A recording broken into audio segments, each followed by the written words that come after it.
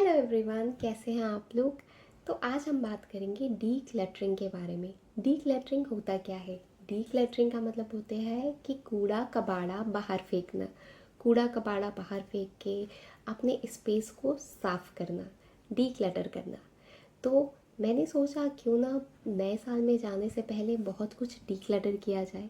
Mainly क्या हम D clutter कर सकते हैं अपने पूरे आने वाले साल को, आने वाली लाइफ को अच्छा बनाने के लिए, वो है 5 चीज़ें जिन्हें डी क्लटर करना होगा। और सिर्फ नए साल पे नहीं, रेगुलर बेसिस पे जब भी आपको लगे कि भाई कचरा इकट्ठा हो रहा है, now you have to D clutter.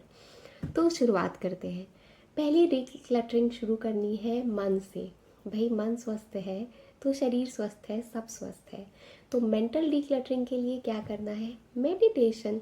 Meditation का जो सिंपल प्रोसेस मैं जानती हूँ वो यही है कि भाई आपकी लाइफ में जो भी कंफ्यूज़न है, आंखें बंद करो, हाथ जोड़ो, जिस भी ईश्वर को मानते हो उस ईश्वर को अपनी कंफ्यूज़न, प्रॉब्लम्स सब कुछ बताओ।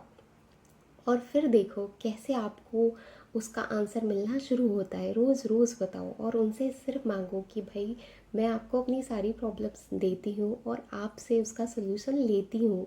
आपको अपनी सारी तकलीफ़ें दे के आपसे ताकत लेती हूँ, आपसे खुशी लेती हूँ, क्योंकि वो तो हमें देने वाला है ना, और वो भरा पड़ा है उसके पास, बस हमें मांगना है। तो मेडिटेशन मेरे हिसाब से सिंपल सी यही प्रोसेस है और यही है मेंटल डिक्लटरिंग की।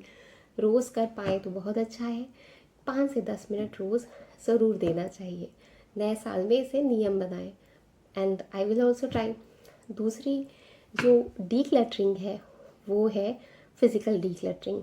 भाई आजकल जंक का जो मौसम चल रहा है ना, जो भी ट्रेंड है, ये खाना है वो खाना है, ठीक है, सब अवॉइड नहीं कर सकते क्योंकि हम साधु महात्मा नहीं है, हम इंसान हैं। ठीक है, खाओ पियो मज़े करो अपनी फ़िज़िकल स्टेट के हिसाब से, लेकिन ठीक है थोड़ा स्वेट आउट करो, थोड़ी एक्सरसाइज करो, थोड़े टॉक्सिन्स बाहर निकले और हेल्दी खाओ। कोशिश करो कि हफ्ते में 1 मील या 2 मील आप अनहेल्दी ले लो, लेकिन फिर भी बाकी टाइम घर का बना खाना खाओ, खूब सारे न्यूट्रिएंट से रिच खाना खाओ, खूब पानी पियो। और शरीर में जितनी भी बीमारियां हैं इस डिटर्मिनेशन के साथ आगे बढ़ो कि यस, इस साल हमें उन बीमारियों को डीक्लटर करना है। ये हुई दूसरी यानी फिज़िकल डीक्लटरिंग। तीसरी डीक्लटरिंग वो बहुत इम्पॉर्टेंट है, इमोशनल डीक्लटरिंग। भाई हम सबकी लाइफ में कोई ना कोई ऐसा होता है जिससे हम हर्ट हुए होते हैं, जिसने हमारा दिल दुखाया होता है। हमें लगता है कि उसने हमारे साथ ठीक नहीं किया, और ये चीज़ें बहुत सब्जेक्टिव है। किसी के हिसाब से उसने आपके साथ ठीक किया, लेकिन आपके हिसाब से वो गलत हुआ। ठीक है, आप हर्ट हुए, क्यों वो गार्बेज लेके आगे बढ़ना, माफ़ करो ना। और अगर उस पर्टिकुलर इंसान से संबंध ख़त्म कर सकते हो तो ठीक है, लेसन की तरह लेसन लो और संबंध ख़त्म करो। नहीं कर सकते तो सेट बाउंड्रीज़ कि भाई मेरी लाइफ में ये इतना ही इंटरफेयर कर सकता है या कर सकती है, और दैट्स इट। और इसकी बातों से अब हमें अफेक्ट नहीं होना है। और उन लोगों का इंक्लूज़न करो अपनी लाइफ में जो आपको अच्छा फील कराते हो, मोटिवेटेड फील कराते हो, आपको खुश रखते हो। ठीक है, तो ये हुई इमोशनल डिक्लटरिंग। ये मुझे लगता है कि थोड़े थोड़े समय पे, 1 महीने 2 महीने में हर किसी को ज़रूर करनी चाहिए।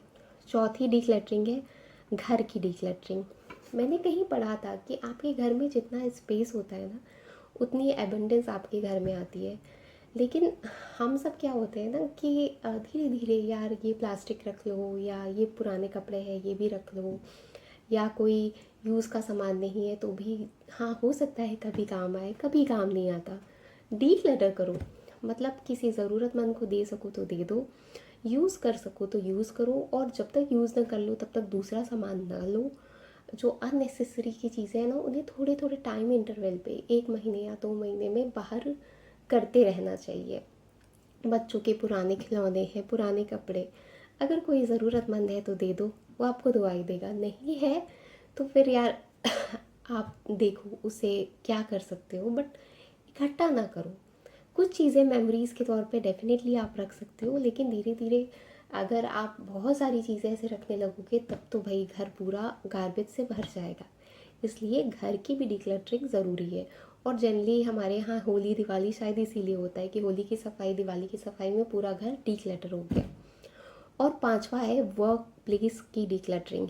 इसका मतलब ये नहीं कि काम की जगह पे सारे सामान उठा के फेंक दो। इसका मतलब ये है कि यार ये साल का सबसे ऐसा इम्पोर्टेंट समय है कि जब नया साल आने वाला है और आप अपने एम्स को फिर से रिकंसीडर कर सकते हो कि पिछले साल हमने क्या डिसाइड किया था, कहाँ तक पहुँचे हैं और कहाँ नहीं पहुँच पाए हैं। क्या हमारे पुराने तरीक़ों में कमी रह गई, क्या हमारे पुराने एटीट्यूड में कमी रह गई, हमारे स्टाफ में क्या कमी रह गई, हमारे मैनेजमेंट में क्या कमी रह गई। उस कमी को डीक्लटर करो और नए तरीके सोच लो अभी से। और जितने आप नए तरीके सोचोगे, नई स्किल लाओगे, पुरानी जो आउटडेटेड स्किल्स हैं जो अब उतनी एफिशिएंटली काम नहीं कर रही हैं, बहुत टाइम टेकिंग है, उन्हें भी डीक्लटर करो। नई चीज़ें सीखो, नई चीज़ें का इंक्लूज़न करो, क्योंकि समय के साथ परिवर्तित होना ये संसार का नियम है। और जो नहीं हो पाता वो फिर उसे दिक्कत होती है। तो वर्क प्लेस डीक्लटरिंग का मेन मतलब है कि अपने काम करने के तरीके में इम्प्रूवमेंट करो और एंड ऑफ कोर्स काम करने की जगह को मैनेज रखिए। तो ये पांचों डीक्लटरिंग आपको रेगुलर इंटरवल पे करती रहनी है और देखिए अगला साल कैसे अच्छा जाता है। वैसे happy new year from my side. और अगर आप मेरे चैनल पे नए हैं तो please subscribe for more such videos. Bye bye, take care.